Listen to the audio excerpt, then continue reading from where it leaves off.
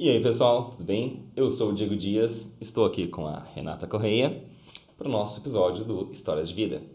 Renata, dá um oi pro pessoal, fala o que você está fazendo atualmente da sua vida. Olá, pessoal.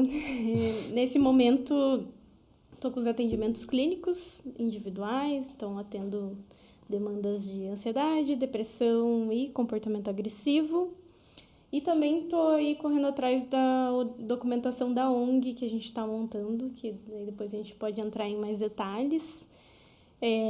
Continuo com trabalhos sociais, palestras, né? Estou sempre dando apoio aí, mas geralmente é isso que eu estou fazendo aí na vida. Show. E psicóloga de formação, né? Psicóloga, isso. Bacana. E assim, o que te levou a ir para esse ramo da psicologia e alguma coisa assim que te motivou a isso? Traumas. Traumas? Problemas familiares, problemas de relacionamento em geral, assim, né? Eu sempre senti uma certa falta de algo, assim, falta de um apoio, falta de saber conversar, falta de receber e resolver conflitos. E eu acho que os livros, assim, começaram a me chamar mais atenção. Tinha alguns livros na biblioteca da escola que eram de autoconhecimento, autoajuda, então eu fui entrando assim nesse lugar de autoajuda, de refletir bastante, filosofia, né, bastante.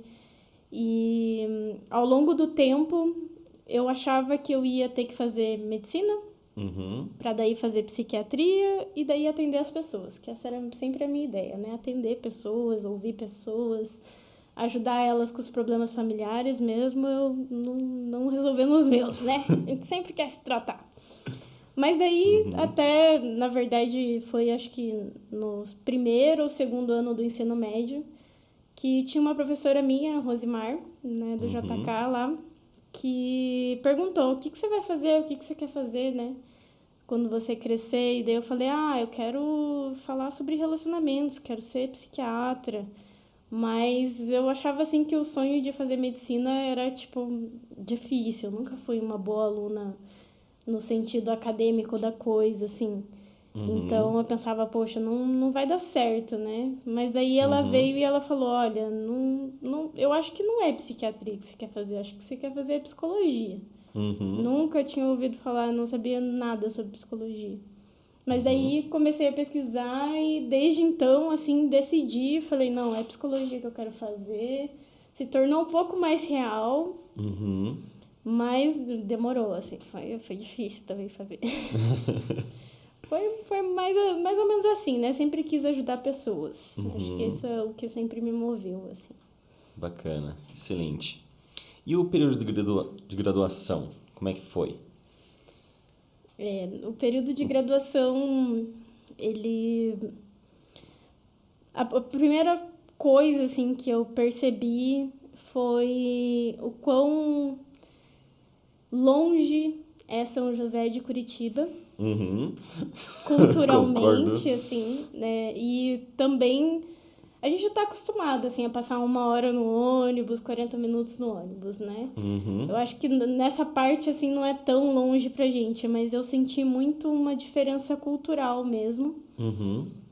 Aqui em São José, hoje não tem curso de psicologia, não tem graduação de psicologia, só ADM, contabilidade, TI, informática, né? E quando eu tive que ir para lá, a primeira coisa foi eu sentir uma diferenciação muito grande das pessoas, assim. Então, para mim sempre foi muito fácil desenvolver relacionamentos, lá virou uma dificuldade gigante, assim, sabe? Eu me sentia muito oposta, sentia que eu estava deslocada, sentia que a minha voz não era ouvida como era antes, né? Eu sempre fui muito próxima das escolas, muito próxima dos professores. E quando eu cheguei lá, foi um baque, assim, pra mim. Eu pensei, nossa, quem são essas pessoas? Como elas vivem? E por que elas não sabem de tudo que eu sei, sabe? Então foi um processo, assim, muito de solidão em muitos momentos, assim. Mas eu encontrei um grupinho de pessoas solitárias, assim, tem a Gabizão que fazia medicina, aí tinha uma outra que fazia biomédia, daí outras de farmácia, outra de outra turma. E a gente foi, tipo, tentando formar um apoio dentro da própria faculdade. E foi, acho que, o que me ajudou, assim, a continuar, sabe? Porque foi difícil. Daí trabalhar, estudar, e daí sempre é uma questão assim, tipo, se você não dá 100% do teu tempo, você tá falhando, você tá ficando para trás, você não tá fazendo extensão, se você não tá fazendo pesquisa, acaba deixando você mais para trás com as pessoas, né? E eu acho que uma das coisas, assim, que mais eu tive que... Foi um processo de mudança para mim, foi eu escolher aquilo que eu ia dar prioridade, sabe? Tipo, essa autonomia que a faculdade dá, que é de você ser responsável pelo seu próprio estudo, de você ser responsável pelas notas que você tira, não tem ninguém ali o tempo todo, né, igual na escola, te avaliando. Se você entregou o trabalho, se você não entregou o trabalho, o professor não quer nem saber, né? E também não vai te ajudar se você tiver dificuldade, nem se você pedir às vezes. Mas eu tive que escolher, assim, ou eu fazia as coisas que eu queria fazer, as coisas que eu queria estudar, ou eu não ia conseguir fazer tudo. Não ia dar conta de todas as matérias, não ia dar conta de todas as extensões. Então, eu acho que eu passei por esse processo de decisão sobre a minha própria vida, assim, as coisas que eu queria viver na graduação. Né? Se eu queria, então, fazer estágio, se eu queria me dedicar para o CA, se eu queria trabalhar, né? Então, acho que esse foi o processo maior, assim. E o segundo foi essa questão dos relacionamentos. Né? Eu sofri bullying durante a graduação, então foi muito difícil, assim, para mim, uma exclusão social bem intensa que eu passei, mas eu acho que a história que eu construí antes da graduação me deu um suporte muito grande, né? Que foi esse relacionamento com as escolas que eu estudei, com os professores. Então, bem na época que eu tava sofrendo, assim, tava difícil demais, todo dia que eu tinha que ir pra faculdade, eu ficava ansiosa, assim, não conseguia ir. Chegava na sala, me dava vontade de sair, não dava para ficar. Mas aí eu fui chamada pelo Grêmio, né, da escola onde o Diego estudou, inclusive, né, para fazer uma intervenção do Setembro Amarelo. E era para falar sobre bullying. E daí eles queriam que eu falasse com todas as turmas de todos os períodos. Então foi tipo...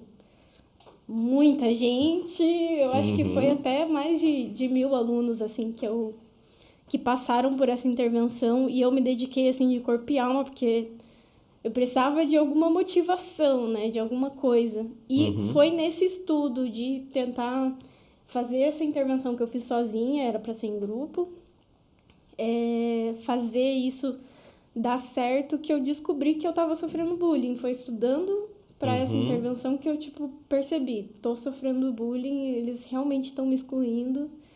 E não consegui apoio dentro da faculdade.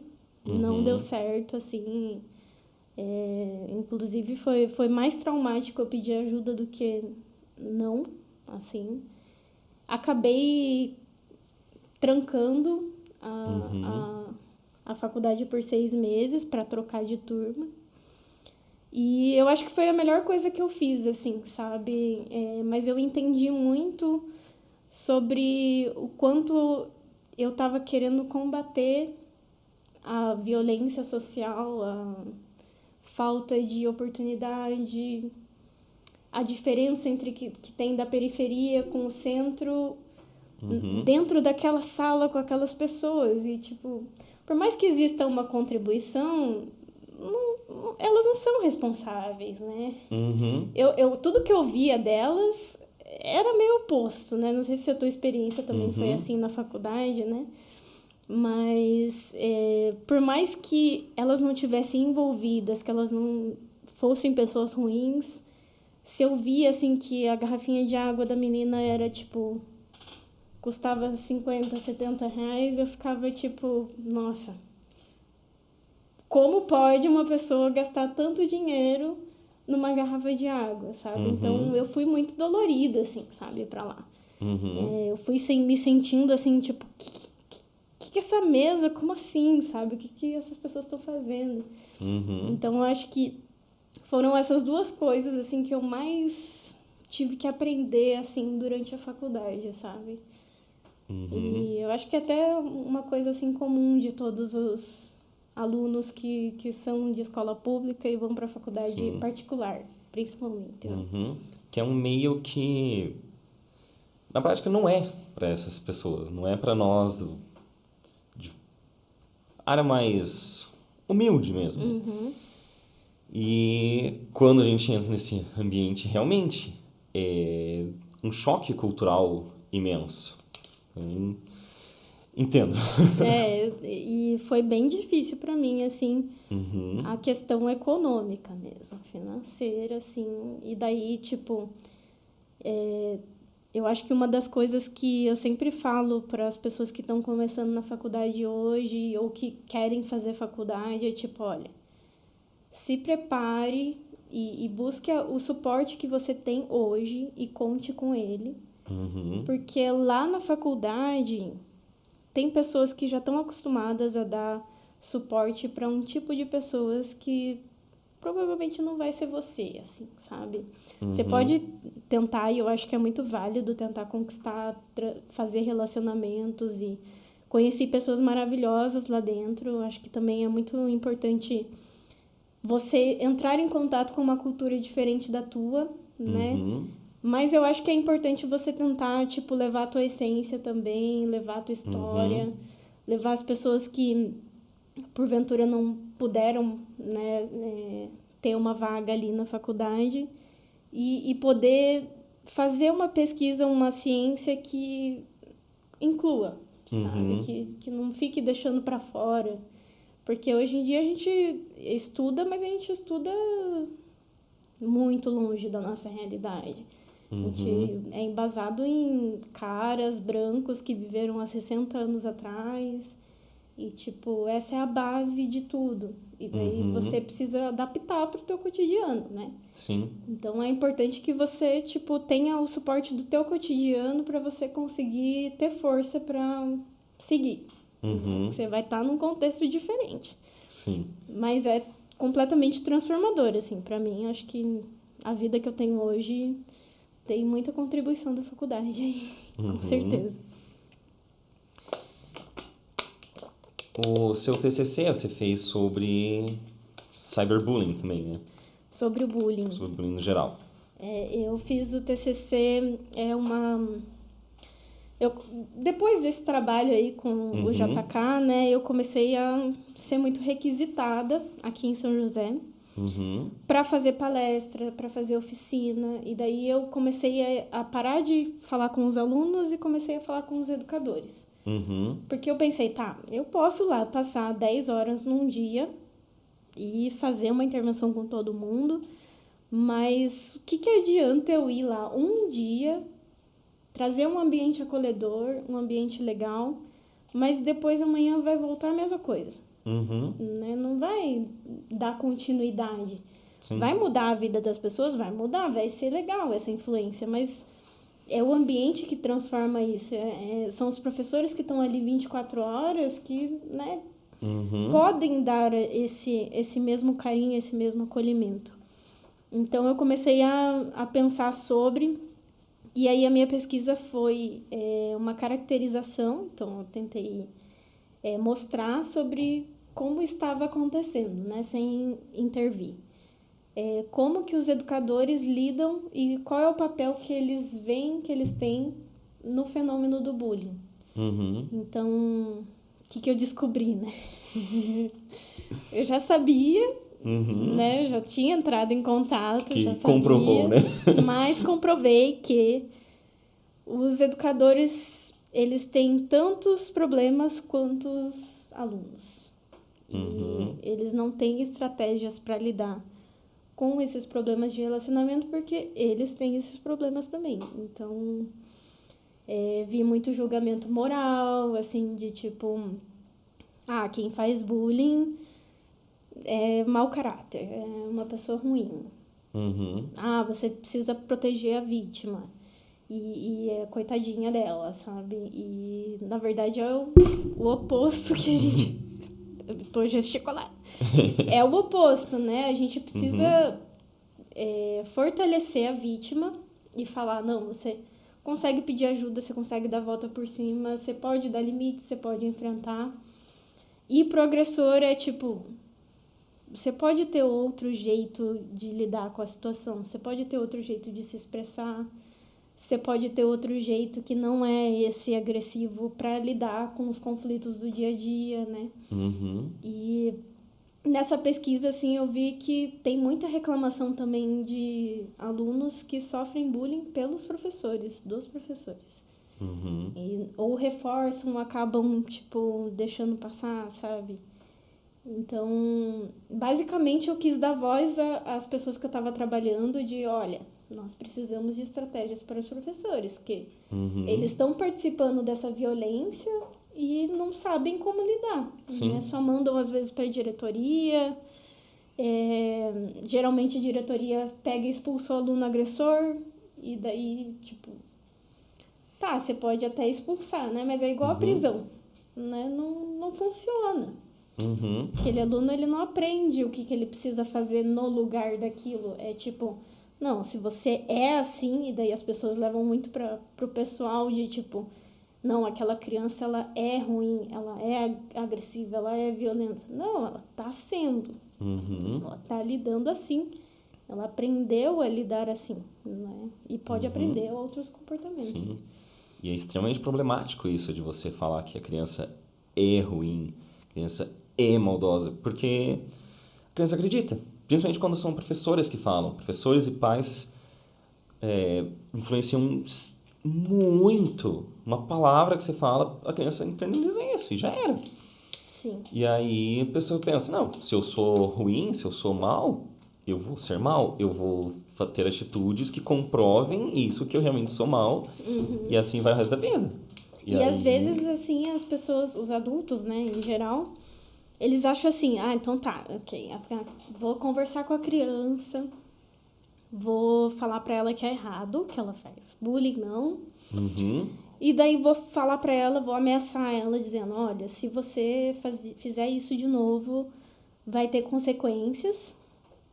E geralmente essas consequências são bem rudes, assim, tipo, você vai ser expulso da escola, nunca mais você vai pisar aqui, né? Ou não vai ser aceito em escola nenhuma.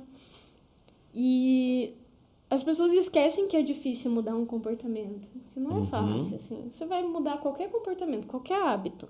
Hoje em dia, você quer tomar mais água, você quer dormir mais cedo.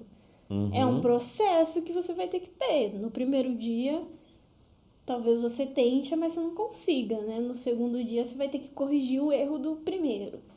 Para uma criança fazer isso, em especial que ela não tenha exemplo de como lidar, não vai ter como. Não é motivador para ela, ela vai só aceitar e dizer, eu sou assim mesmo, sabe? E daí os agressores, né? Se tornam agressores de verdade daí depois.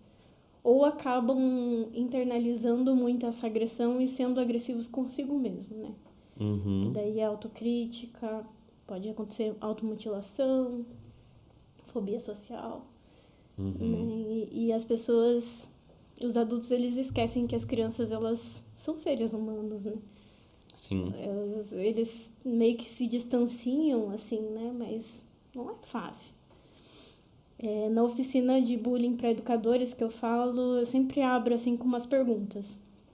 Eu sempre falo assim, como que você lida quando você está frustrado? Quando as coisas não saem como você planejou? Quando você quer dizer alguma coisa, mas você não sabe como dizer? Quando as pessoas negam aquilo que você quer que elas façam. Tipo, você faz um pedido e a pessoa não faz aquilo que você quer. É fácil lidar com esses momentos? Não. Como que é o repertório de vocês? Uhum. Daí, tipo, são perguntas assim que a pessoa não precisa responder pra mim, porque eu já sei, né? Já tá meio intrínseco, que a pessoa, tipo, vai falar, eu fico com raiva, desconto nas pessoas, né? Ninguém vai falar isso, mas eu sei que é o jeito que a gente lida geralmente. Nós temos uma sociedade muito violenta, né? Mas eu tento fazê-la refletir que o jeito como ela lida com isso ensina os alunos. Uhum. Porque, por exemplo, uma professora que chega estressada na aula, não é anormal. Todo mundo tem dias estressantes, todo mundo, né, tem problemas e tal. Mas ela vem e, tipo, senta na mesa e fica falando um monte de coisa, que a pessoa, a turma é ruim, que ninguém tá se dedicando, sei lá. Pega e faz esse tipo de fala, né, que é bem comum também. As crianças estão aprendendo a lidar com o estresse, com a estafa, com a frustração dessa maneira. Uhum. Né? E se a professora for mais gentil, se a professora elogiar alguns pontos, além de criticar, se ela oferecer soluções, elas também vão aprender. Né? Então, os adultos, eles são modelos. E eu tenho certeza que os professores conseguem influenciar. Né? Sim. Todos eles. Acho que todos os adultos conseguem. E a ideia é trazer essa força, assim, de, tipo, você pode, sabe? Muda você e muda as outras pessoas também, com certeza. Uhum. Eu acredito que só de você interagir com uma pessoa, você já influencia e é influenciado para essa pessoa. Ainda mais forte a sua influência quando você está numa posição de poder, que é o caso do professor. O professor tá numa situação de poder. Às vezes não sente que tá. Quando a turma tá um caos. Aí eu me sinto bem impotente quando o povo tá muito doido. Sim. Mas, assim, é uma situação de autoridade. E o que você falar vai influenciar, com certeza. Sim. E tem professor que passa mais tempo com as crianças do que os próprios pais. Sim. Né? Então, a influência que o professor tem é muito grande. Muito grande. E a ONG, né, ela é bem para trabalhar essa parte. A gente sentiu... daí tem eu e a Marina, que ela trabalha a inclusão, né? Eu trabalho mais a parte emocional, mas ela trabalha mais a parte de inclusão. E daí a gente somou juntas nesse sentido de, tipo, a escola, a comunidade escolar como um todo precisa de apoio. Precisa ter para quem chamar, para quem pedir ajuda, né? Agora, acabei de entrar no grupo do Herbert de Souza, que é aqui perto, inclusive, né? Para ajudar a organizar o Setembro Amarelo. E essa também é uma questão que a gente quer fazer. De estar lá e poder ser um canal onde o professor vai falar, olha, eu não estou conseguindo lidar com essa situação. Você pode mediar? Ou como que a gente pode fazer, organizar uma atividade para conversar sobre isso? Então, a ideia é a gente poder realmente trazer esse conhecimento da psicologia, né, que eu acho que é muito importante, do comportamento humano, das relações e emoções humanas, e fazer uma ponte com isso para a escola, para a realidade que a gente tem. Sempre atualizados também, e a ideia é ser acessível. Não é para fazer para escola particular, não. Vamos contar com a ajuda da escola particular, mas a ideia é ser para a escola pública, é para a gente oferecer esse suporte que está faltando bastante. Justamente para o povo mais carente, o povo que mais precisa dessa ajuda. Exatamente. Né? Bacana. E a ONG, quando que surgiu isso? O que foi o estopim da ONG? Que vocês falaram, não, agora vamos fazer. Agora vai. Ai... Eu até achei que você ia me fazer a pergunta que eu vi os outros programas, né? De tipo, como você você vê que as outras pessoas te veem, né? Eu sempre fui uma pessoa que botou em prática, né, as minhas ideias. Então, eu nunca tive medo de apostar na minha ideia. Na verdade, eu sempre tive medo, mas eu não deixava que o medo me impedisse, assim. Vai, né? Com medo mesmo. Porque eu pensava assim, antes eu tinha uma coisa mais meio autossacrifício, assim. não era tanto coragem, era mais tipo, eu não achava que eu tinha outro valor na minha vida, então eu me arriscava muito, né, na época que a gente se conheceu, assim, eu acabava me jogando muito forte, sem pensar em risco, se o que eu ia falar ia atingir as pessoas ou não, se o jeito que eu tava falando era legal, se eu não tava ofendendo as pessoas. Eu tinha um pouco, assim, da falta da habilidade mesmo, da diplomacia. Mas eu sempre coloquei as ideias em prática. Eu sempre fui e tá bom, é isso que eu quero fazer, então eu vou, tipo, dedicar toda a minha energia pra isso, né? E fui pingando de vários projetos, assim, né? Nos primeiros momentos foi mais tipo, abaixo-assinado, ata, ofício, reunião, congresso. Aí produzo o congresso da UMES.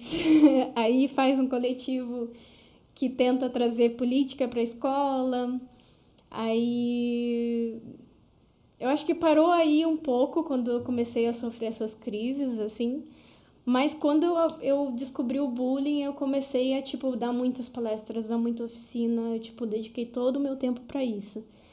E começou a ficar tão frequente, assim, tipo, pelo menos uma vez por ano eu sempre dou palestra sobre isso, desde aquele momento. Que as pessoas começaram a falar, mas você não vai ganhar dinheiro, você não tá ganhando dinheiro com isso, você, tipo, pode atingir mais pessoas, você tá sozinha, né, eu não tinha me formado ainda. Minha faculdade não apoiava em me dar supervisão do que eu estava fazendo. Então, as pessoas ficavam falando, olha, o que você acha de fazer uma ONG? Foram as pessoas que me trouxeram essa ideia, assim, né? E eu já estava fazendo por mim mesma, né? Mas eu estava começando a perceber umas coisas que me faltavam, que era, tipo, revisão de texto, marketing, a publicidade em geral, assim, de como que eu ia vender, né? Essas questões, assim, que são mais técnicas. E aí eu fui encontrando pessoas e a gente foi formando grupos e tal. E agora, nesse momento, é a melhor formação, assim, que nós temos. E agora que a gente está entrando com a documentação, né? Mas uma das coisas, assim, mais difíceis foi encontrar pessoas que realmente iam colocar a mão na massa, sabe? Ir lá e... Acho que é uma dificuldade de todo mundo, né? Igual formar banda, sei lá, qualquer coisa nesse sentido. Você tem que ter alguém que aposte com você tanto quanto você. E daí, ainda bem que eu encontrei a Marina aí, que tem me ajudado bastante. E... é mais da vontade mesmo, assim, sabe? Ver a necessidade, ver que a gente consegue fazer e aproveitar isso que eu tô fazendo de uma maneira mais oficial, digamos assim, né?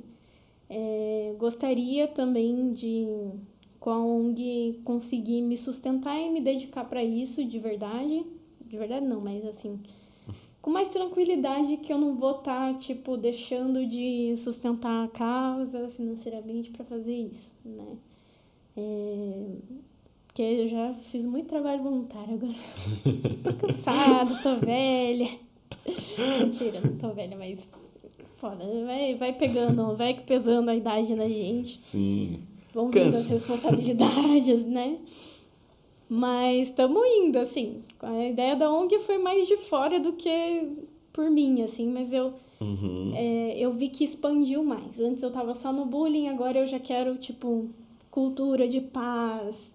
Vamos tentar fazer um ambiente que promova boas relações. Né? Então, é mais amplo, assim. A gente fala de inteligência emocional, inclusão e sexualidade. Então, são 3 nortes ali que são gigantes, né? Então, eu fico mais do bullying ali na gestão, né? E virou numa coisa maior. Foi isso que aconteceu, assim, quando se transformou em ONG. Massa. E para quem quiser acompanhar a ONG, ver as publicações... Então, nós temos o Instagram, se chama Associação Atos para a Paz. Então, eu vou mandar lá o link. Vai estar na descrição. Mas se pesquisar no Instagram Associação Atos para a Paz, dá para achar lá. Né? E toda semana estamos com posts lá para principalmente ajudar adultos a se relacionar com crianças, mas adolescentes, crianças, assim, dá pra ver o conteúdo também, né? Tranquilo. Contribui, né? Contribui. Tudo contribui, informação, né? Bacana. E pro futuro, o que você tem planejado? Tem alguma coisa ou foco agora no total na ONG? Como é que tá? Então, né, o futuro. Sempre me imaginei no futuro dando uma entrevista para a ONU, Que eu já tá treinando. dando uma entrevista para a Quase, ONU, quase. Tamo ali. falando sobre a paz mundial, mas a ideia mais concreta, né, o plano mais concreto. Quero desenvolver a ONG, quero que ela se torne referência, né? Eu percebo que falta essa referência para as pessoas que não têm essa acessibilidade com a faculdade, sabe? Que nunca vai pegar num artigo científico, mas vai ter esse conhecimento que é importante, sabe? Gostaria que eu ficasse mais na gestão, né? Não tanto na parte de intervenção ali ao longo do tempo. Gostaria de desenvolver mais pesquisas e treinar pessoas, então quero ter uma equipe um pouco maior. Mas não quero parar de atender individual, assim, porque eu acho que é um crescimento muito grande, acho que eu faço bem também. E para mim, assim, é muito gratificante acompanhar vidas do jeito que é com a psicologia.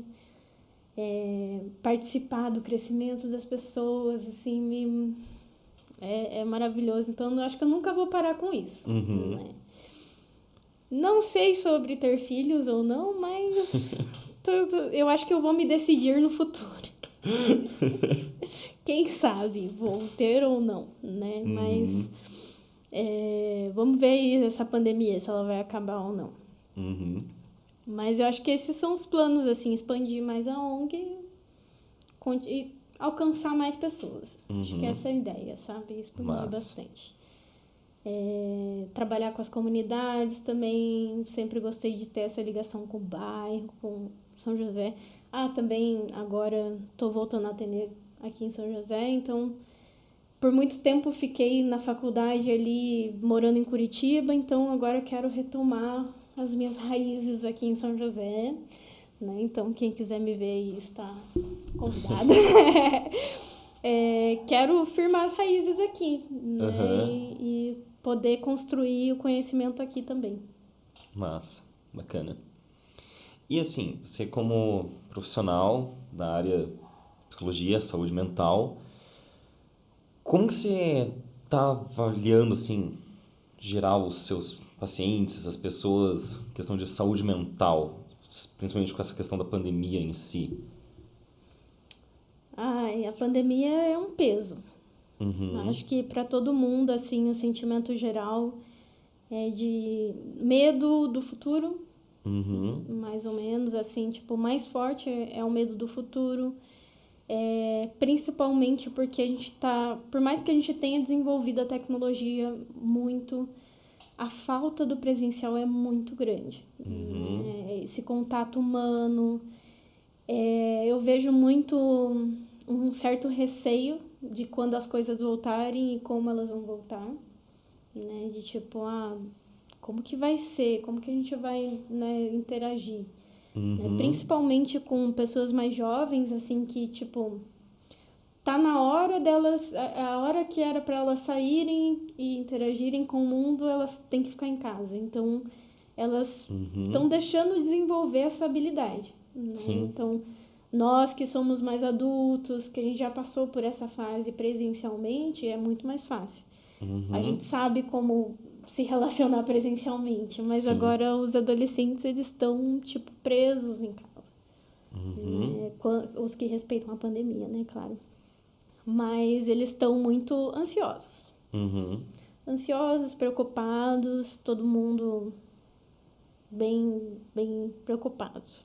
Sim.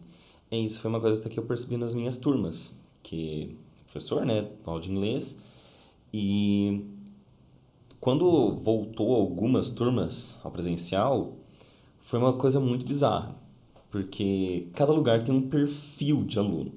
Cada escola que dou aula em São José e no Sítio Cercado, tem um perfil. São José é o pessoal um pouco mais calmo. Sítio Cercado, geralmente, era o pessoal mais agitado, mais do fervo. E aí eu cheguei lá pra dar aula, já tava, tipo, me alongando Adrenalina, ali, adrenalina. 100% de energia. E aí eu cheguei, o povo tava quieto, ninguém interagia. Eu fiquei tipo, meu Deus, o que são esses adolescentes? O que tá acontecendo?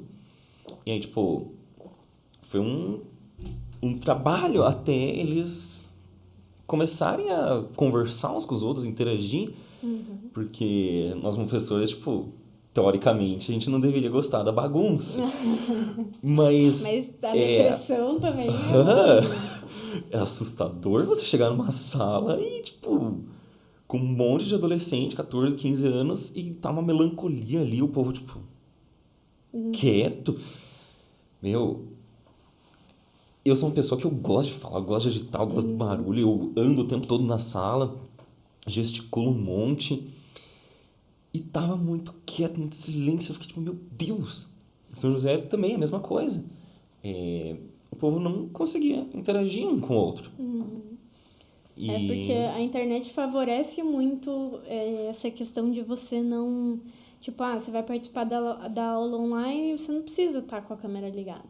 uhum, E se você tá, ainda você tá muito exposto, uhum, né? Eu sinto que os adolescentes, eles se sentem muito expostos em, tipo, tá mostrando a cara sim, ali e daí, vai que tira um print, vai uhum, que tira um sarro.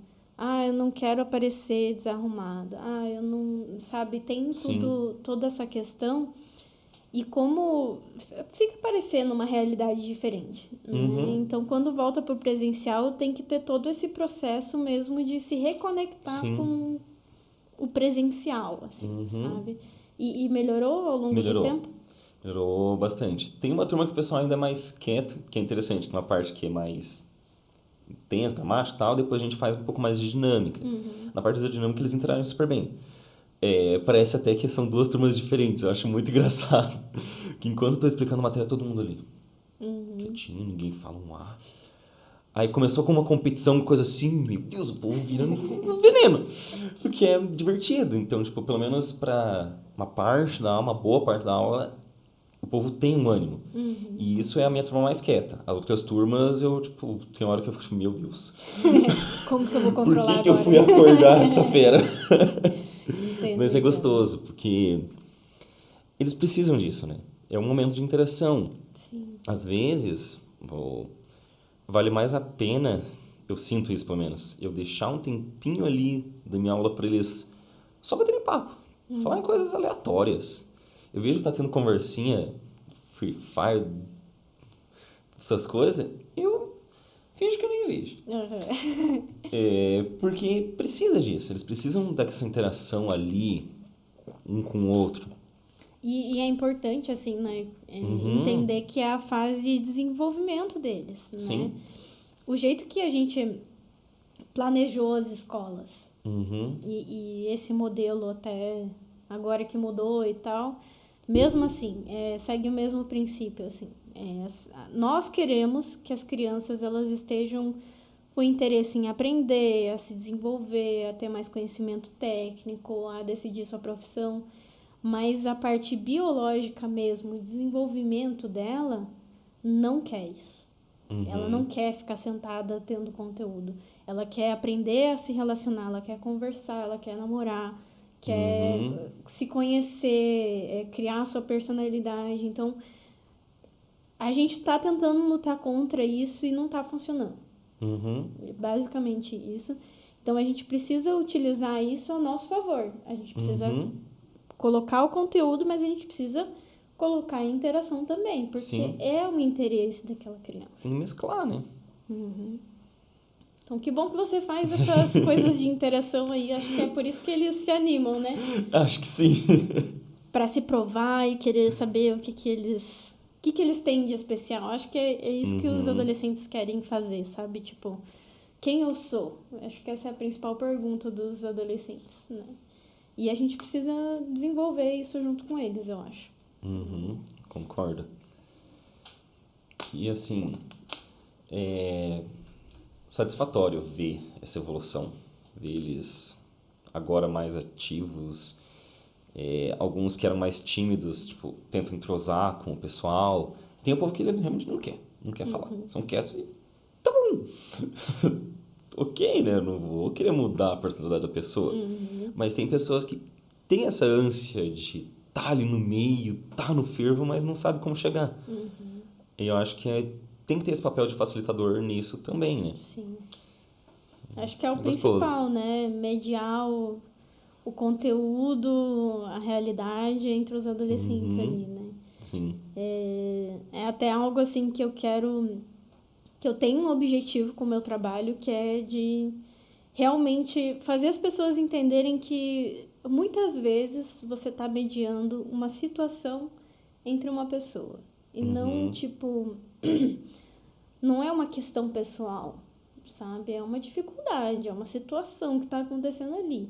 Se você levar para o lado pessoal, não vai dar certo, porque daí é você contra outra pessoa. E a situação, ela sempre precisa de um combinado, precisa de uma solução, de uma estratégia. Vocês não vão conseguir fazer se vocês estiverem combatendo um ao outro.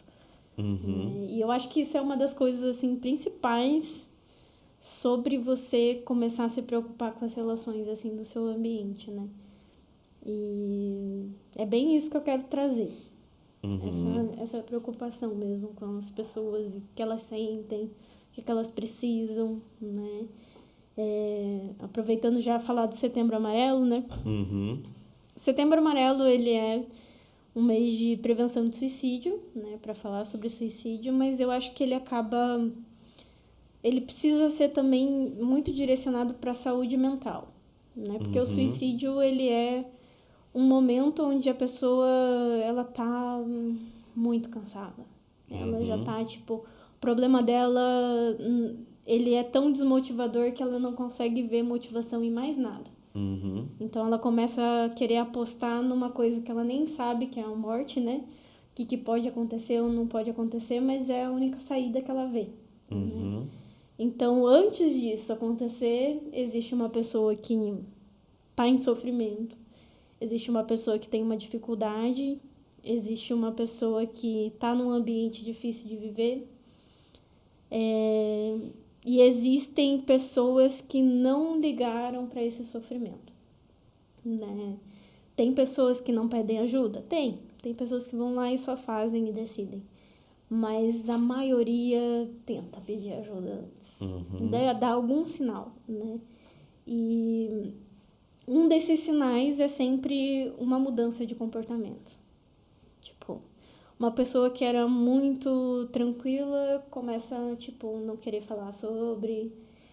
Você percebe que tem alguma coisa estranha, mas ela não fala. Ela não sabe pedir ajuda. Ela fica muito no quarto, mas não no sentido adolescente de, tipo, ter o seu próprio espaço, mas de realmente você perceber que tem algum problema, sabe? Que não é só a individualidade. Então, e isso a gente precisa cuidar enquanto comunidade, enquanto todas as pessoas, né? Eu cuido de você, você cuida de mim, e assim a gente consegue se ajudar, né? Se for responsabilidade em um mês, né, só no Setembro Amarelo, ou só de pais, ou só da própria criança, que daí eu já acho que, meu Deus, como que as pessoas podem pensar que é uma responsabilidade da criança, né? Mas a gente precisa falar disso o ano inteiro e a gente precisa ter ambientes que proporcionem o pedir ajuda, sabe? Ter um canal de pedir ajuda em todos os ambientes. Durante o ano inteiro, as empresas também cuidadas da prevenção da saúde mental de todos, né? As instituições em geral. E pensando na instituição família também, né? E comunidade, de cuidar dos seus mesmo. Esses dias aí eu postei até que subiu muito os índices de automutilação e suicídio infantil de crianças de 9 a 11 anos. Nossa. Nos últimos tempinhos aí, assim, sabe? São dados bem recentes no mundo. E a gente não pode negar mais isso, sabe? Crianças de 9 anos que tentam suicídio tipo, nós temos um problema muito sério. Sim, uma coisa... Uma criança que nem tá passando assim por... Não deveria, né, estar passando pelo desespero de encontrar um valor na sua vida, assim. Ela devia estar só vivendo, né? Então, precisamos ficar atentos, muito atentos com isso. Mesmo. Sim. Deixar as crianças se preocuparem só em que tipo de terra vão comer. Sim, Pelo amor. poxa, se a minhoca é gostosa ou é outro... né? É o que a gente quer. Né? É complicado. Mas eu acho que a gente está seguindo também. Tenho visto, assim, várias instituições, vários professores que estão aí querendo, né, se preocupando com isso. E eu acho que só depende da gente, sabe? Não é tão difícil assim, na verdade só vai melhorar. Se você conseguir se conectar com seus alunos, se conectar com as pessoas que estão do teu lado, provavelmente não vai ser mais um trabalho, vai ser uma conexão, vai ser um relacionamento que você vai ter. E eu acho que investir nele é a melhor coisa que você pode fazer, né? Eu fico muito feliz, assim, quando eu vejo pessoas assim como você, né? Que eu vi crescer, vi se tornar uma pessoa, vi ter seus ideais, né? E eu acho que isso é muito legal porque inspira, né? Faz a gente pensar nos nossos próprios ideais, no nosso próprio crescimento. E eu acho que o ser humano, ele busca isso. Eu acho que a gente está negando, mas a gente busca isso. A gente quer se conectar, quer participar de um grupo, né? E eu acho que a gente só está se dividindo ultimamente aí, né? Então, eu acho que é isso que tem que mudar. E, gente, ó, esse é o meu aviso para todos. Vamos mudar isso, gente. É que o ser humano é um animal social, né? Sim. Foi até isso, nós sermos sociais, que possibilitou o ser humano se tornar o topo da cadeia alimentar, se tornar o grande dominador dos outros animais. Porque se fosse só por físico, um mico-leão dourado é capaz de deitar a gente na porrada. E é bem isso, né? A gente só sobreviveu porque a gente se apoiou. Que a gente se uniu e falou, não, isso é importante pra mim, vamos sobreviver junto. Vamos sobreviver separado, não. Então, acho que a gente às vezes nega, né? A gente pensa que a gente vai viver sozinho, vai ficar rico, milionário, sozinho. Nossa geração tinha bastante do sou emo, não gosto de ninguém. Sou antissocial. Deixa eu escutar meu Slipknot aqui, rapaz. Isso aqui...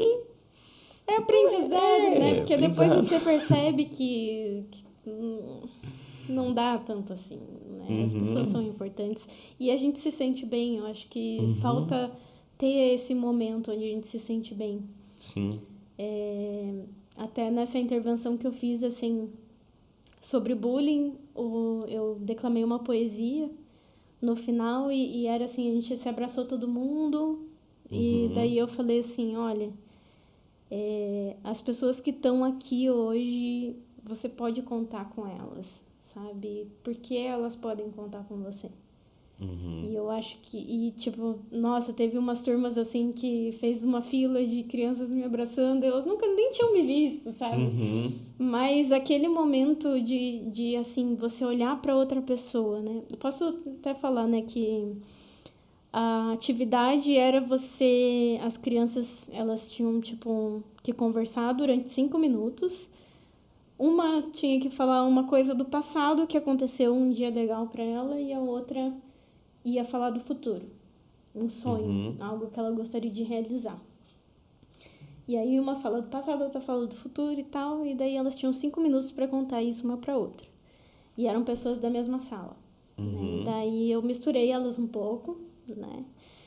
E daí elas conheceram pessoas da mesma sala que elas tinham conhecido, que elas não sabiam, não tinham contato. Uhum. Daí eu chamava pro centro, onde tinha uma cadeira, uma pessoa ficava sentada, outra pessoa ficava em pé atrás dela, e daí ela ia reapresentar essa pessoa para a turma. Ela não ia falar sobre aquilo que elas conversaram, ela ia falar sobre aquilo que ela notou de legal naquela pessoa. Uhum. E foi muito interessante, porque os primeiros até que saía meio robótico, assim, ela é legal. Uhum. Mas depois eles iam vendo a importância daquele momento, sabe? Eu tava me emocionando. Porque vários falaram assim... Até teve uns momentos que a galera falou, porque ele é muito bagunceiro e não sei o quê. Falei, gente, mas esse é o momento de vocês falarem algo legal. E, assim, da pessoa, tipo, que geralmente se sente excluída, ouvir coisas sobre ela que eram legais. Que geralmente as pessoas não falam, mas naquele momento ela viu que tinham pessoas que estavam percebendo ela, sabe, de outro jeito.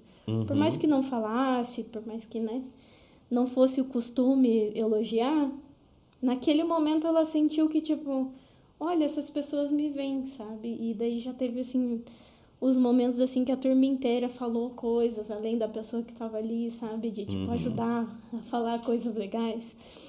E contar situações, tipo, ele já me emprestou uma borracha, ele já, tipo, passou uma cola pra mim. E tudo isso conectou muito as pessoas, assim, sabe? E gerou bastante impacto. E é uma coisa simples até. Se a gente for pensar, mas é uma dedicação de tempo que geralmente não existe. Que as pessoas não têm contato com alguém falando coisas legais dela. É geralmente tipo uma avaliação chata, ruim, né? Então, faz muita diferença e eu acho que, tipo, tudo isso que a gente tá falando é bem o objetivo de vocês também, né? De compartilhar as histórias e a gente poder se inspirar nelas.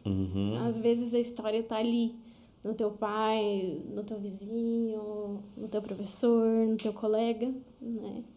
Então, acho que é bom compartilhar. Concordo plenamente. Muito bom, muito bom. E, assim, mais uma coisa, você gostaria de dar um recado, alguma coisa, uma mensagem pro pessoal que estava escutando a gente, vendo a gente? Um Ou recado final, assim, recados? né? Eu acho que às vezes a gente passa por momentos na nossa vida em que a gente começa a desacreditar, assim, nas outras pessoas, sabe? Acho que a gente começa a desconfiar demais, a gente passa por momentos onde a gente confiava muito e acaba, né, tendo decepções. Mas eu acho que é importante dizer, assim, que por mais que, usando a minha história pessoal, né, por mais que eu tenha passado por tudo isso, os meus colegas que faziam psicologia, eu tinha uma expectativa muito grande neles, né? De, tipo, você imagina um psicólogo, você jamais cometerá bullying, jamais vai excluir uma pessoa. Mas a gente precisa muito entender que não é porque aconteceu com aquela pessoa, com aquela situação, que vai ser com todas assim, sabe? A gente precisa quebrar a cara pra gente aprender a se proteger, né? Tipo, nossa, não vai com tudo, não cria tanta expectativa, não confia tanto, mas deixar de confiar pode ser prejudicial pra você, sabe? Pode te deixar sozinho.